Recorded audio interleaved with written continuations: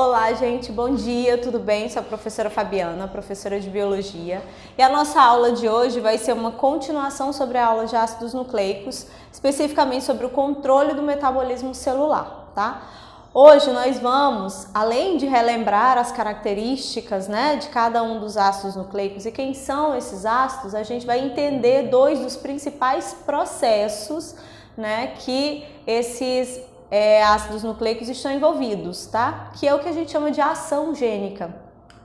Então, só para a gente dar uma relembrada, o DNA, que é um dos ácidos nucleicos, ele é composto por uma base e essa base é constituída por um nucleotídeo. O que é um nucleotídeo?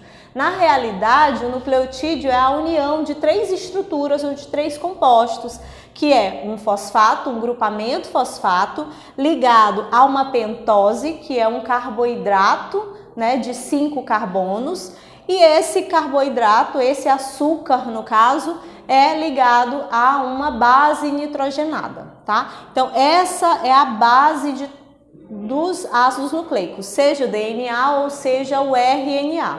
Mas quais as diferenças entre eles? Primeiro, o tipo de açúcar. O DNA possui como seu açúcar a desoxirribose, por isso ele recebe o nome de ácido desoxirribonucleico. E as bases nitrogenadas são timina, adenina, citosina e guanina, tá? Já no caso do RNA, o açúcar que compõe esse ácido nucleico é a ribose, recebendo assim o nome então de ácido ribonucleico, tá? RNA, ácido ribonucleico, DNA, ácido desoxirribonucleico. A diferença em relação às bases nitrogenadas, nesse caso específico do RNA, é que no lugar da timina, que é uma base nitrogenada exclusiva do DNA, o RNA recebe, uma base chamada de uracila, tá? Então, todas as vezes que vocês virem numa constituição de uma macromolécula de ácido nucleico essa base nitrogenada, uracila, a gente vai estar tratando de um RNA, tá? Outras diferenças existentes entre as moléculas é a estrutura mesmo da molécula. O DNA é uma dupla hélice, ou seja, são duas fitas que se enrolam, são espiraladas. Já no caso do RNA é uma fita simples, é uma única fita. Então, são as diferenças básicas entre essas estruturas. Ainda em relação ao RNA, nós temos 3 tipos de RNAs que são muito importantes para esses processos de ação gênica. O primeiro tipo é o que a gente chama de RNA mensageiro. Ele vai trazer a mensagem ou os códons, tá? Já vindos dessa informação genética a partir do DNA. O RNA transportador, é um RNA que vai trazer trincas de nucleotídeos ou anticódons. O que seriam esses anticódons? Seriam as bases nitrogenadas complementares ao códon que vai ser trazido pelo RNA mensageiro. Já o RNA ribossômico, ele tem a função de constituir a estrutura ribossomal, do ribossomo. Então, aqui nós temos RNAs que têm uma característica funcional e RNAs que têm características estruturais ou funções estruturais. Quais são, então, esses processos de metabolismo celular, que é o que ficou conhecido como o dogma central da biologia molecular, São esses 3 processos. O processo de replicação, ou seja, a capacidade que o nosso DNA tem de se autoduplicar, tá? Uma vez autoduplicado, esse DNA tem a capacidade de formar, de sintetizar a molécula de RNA. E a esse processo nós chamamos de transcrição. Uma vez esse RNA transcrito, ou seja, formado, ele tem a capacidade de ser traduzido em uma proteína. tá? Ele forma as proteínas e essas proteínas vão dar as diferentes características que nós possuímos e que são herdadas, né, hereditariamente de pai para filho, de geração a geração. Então, a esses processos, né, denominou-se então o dogma central da biologia molecular. E é o que rege toda e qualquer, né, síntese no nosso organismo e o nosso controle, o nosso metabolismo, é o nosso metabolismo de controle na realidade, tá? Então, como que ocorrem esses processos? O primeiro processo que tem que ocorrer é o processo de replicação. Primeiro, uma observação. A gente tem que se atentar para as localizações desses ácidos nucleicos na célula. O DNA, ele está presente no núcleo celular e tem a função de manter ou exercer o processo de hereditariedade. Já os RNAs, eles são sintetizados, né, também no núcleo celular, mas eles promovem a síntese de proteínas no citoplasma da célula, tá? Então, aqui nós estamos ainda nesse primeiro momento de replicação ou de autoduplicação do DNA dentro do núcleo celular, tá? Esse processo de replicação, né, foi descoberto e postulado depois dos trabalhos de Watson e Crick de 1953, no qual eles estabeleceram a tridimensionalidade e a estrutura em dupla hélice da molécula de DNA, tá? E em 1958, Meselson e Stahl, eles confirmaram através, né, de experimentação, de ensaios em laboratório in vitro, que esse processo de autoduplicação da molécula de DNA, ela realmente acontecia e ela era, né, confirmando o que tinha sido postulado por Watson e Crick, era um processo semiconservativo. Mas como que isso acontece, né? Vamos imaginar que aqui, ó, nós temos a nossa molécula de DNA, nossa macromolécula, né? Então, essa molécula de DNA é composta por uma dupla, né, fita. Então, eu tenho uma fita de DNA aqui e uma segunda fita de DNA complementar. Para a divisão celular, né, antes das divisões celulares, já que a gente tem uma única célula e ela precisa dividir-se e dividir essa quantidade de DNA igualmente entre as células filhas, ela precisa se autoduplicar. Mas o que acontece? Essa molécula, ela está enrolada, né? Presinha uma fita na outra e elas estão espiraladas. O primeiro processo que deve acontecer é a descondensação ou desespiralar essas fitas, desenrolar essas fitas.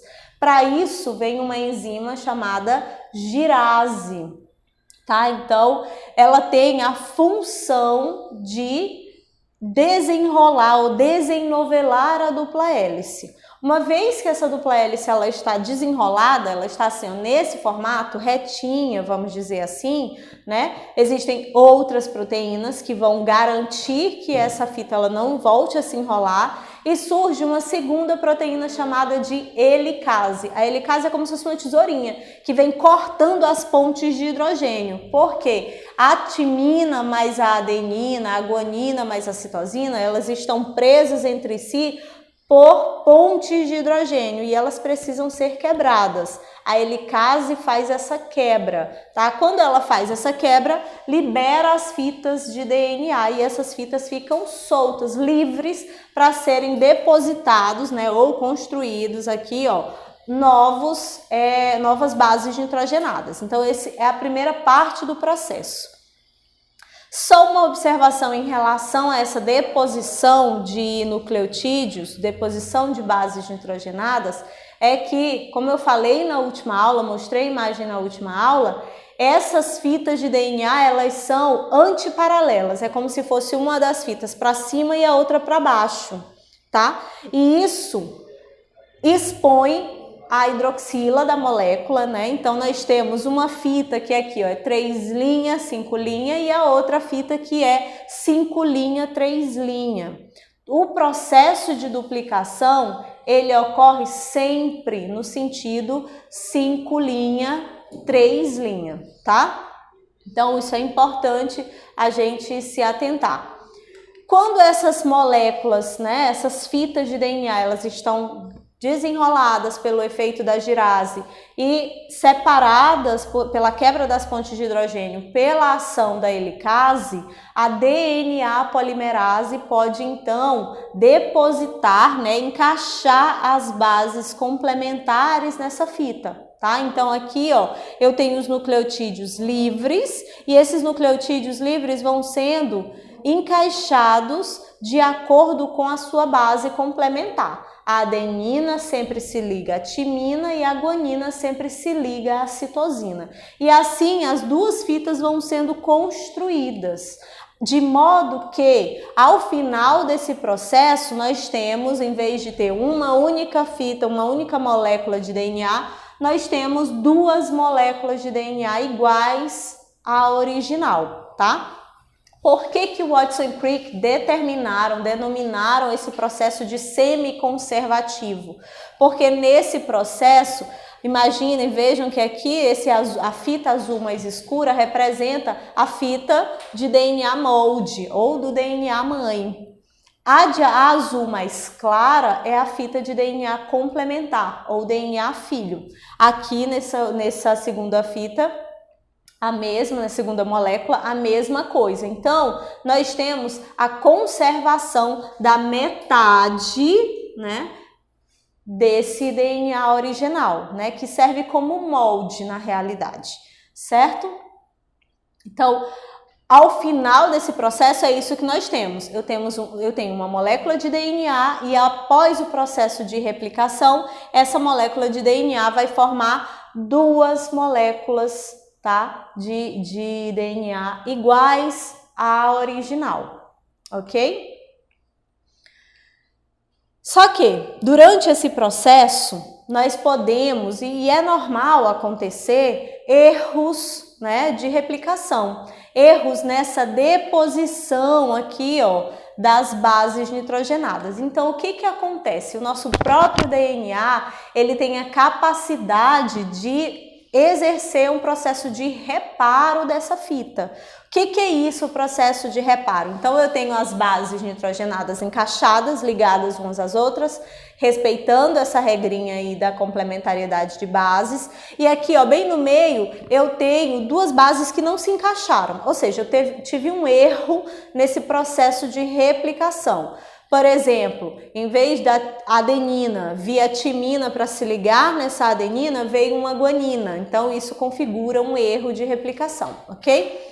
O que vai acontecer nesse caso? Tem enzimas, né, na nossa célula que nós chamamos de nucleases. E essas nucleases, elas atuam como tesourinhas também que vão cortar esse pedaço de DNA errado, tá? Vão retirar esse pedaço de DNA que ocorreu o erro e a DNA polimerase vem e novamente põe as bases nitrogenadas corretas nesse lugar. Uma vez que isso acontece, a DNA ligase vai, como se fosse colar mesmo, né? Vai inserir essas bases e juntar essas bases, reparando o DNA e deixando a fita bem corretinha, direitinho, com todas as bases ligadas às suas bases complementares, como tem que ser, tá? Quando esse processo aqui ele é muito amplo, quando o DNA ele não consegue reparar essas bases, né? Os erros são muito extensos, aí nós temos processos de mutações, por exemplo, ok? Então, nós temos algumas enzimas, tá, que atuam nesse processo. DNA iniciase ou primase, né? Essa enzima ela tem a função de iniciar o processo de replicação, né? Iniciar a forquilha de replicação. As helicases, DNA polimerases que podem ser de 1, 2 ou 3. As topoisomerases, que são essas girases, né, que tem a função de desespiralar a molécula de DNA, ok? Uma vez que essa molécula de DNA ela já está duplicada, ela está pronta para poder sintetizar ou servir de molde para dar origem ao RNA, que no nosso caso vai ser o RNA mensageiro, tá? Então, o processo, a nossa molécula de RNA, ela é formada a partir da molécula de DNA. Também no núcleo celular ainda, tá? Como que isso acontece? Da mesma maneira que ocorre a replicação. Eu tenho a minha molécula aqui, ó, de DNA original, as topoisomerases ou girases desenrolam essa molécula, a helicase corta as pontes de hidrogênio, separando essas pontes, tá? Essas fitas, então ficam as fitas livres. Qual é a observação ou a diferença em relação a esse processo de transcrição e o de replicação? Que no processo de transcrição, uma das fitas de DNA ela vai ficar inativa, certo? Só uma delas vai realizar esse processo de transcrição. Por isso que o RNA é uma fita simples, tá? Porque ele é fruto de um único lado, vamos dizer assim, de uma metade somente dessa molécula de DNA. Então, o que vai acontecer? Uma vez que essas fitas de DNA, que são as fitas moldes, elas estão livres, os nucleotídeos que estão livres no núcleo, né, são pegos pela RNA polimerase e são depositados aqui, ó, de acordo com a base complementar, sendo que a citosina vai se ligar sempre com a guanina, mas nesse caso, como a gente está tratando de RNA, a uracila que vai se ligar a base nitrogenada, a adenina, certo? Então, isso vai sendo realizado em toda a fita de DNA molde. Quando esse processo finaliza, essa fita de RNA formada, ela se destaca da fita de DNA original e o DNA se reconstitui, ok? E aí nós temos, então, o final do processo de transcrição. Só para nós entendermos, já para chamar o próximo conteúdo, que é a síntese de proteínas, esse RNA formado a partir do processo de transcrição, ele é chamado de RNA mensageiro. Por que ele é mensageiro? Porque ele traz as trincas ou códons, né, de bases nitrogenadas provenientes do DNA. Por isso que a gente chama de código genético. São códigos, letras que precisam ser decodificadas, traduzidas, ok? Então, nós temos na minha fita, na minha molécula de RNA, eu tenho, por exemplo, um códon, que é cada 3 bases nitrogenadas, né? Por exemplo, aqui nesse primeiro códon ou trinca de bases, eu tenho citosina, guanina e citosina. Então, a cada 3 bases nitrogenadas, eu tenho um códon. Então, aqui eu tenho 1, 2, 3, 4, 5, 6, 7 códons, certo? E 21 bases nitrogenadas ou 21 nucleotídeos, ok? Então, códons são essas bases.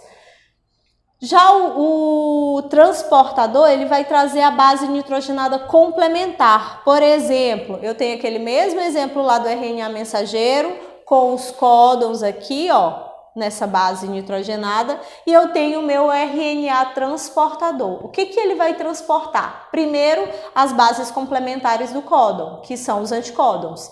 Segundo, lá na outra ponta, esse RNA transportador, ele carrega um aminoácido, tá? Então, o que vai acontecer?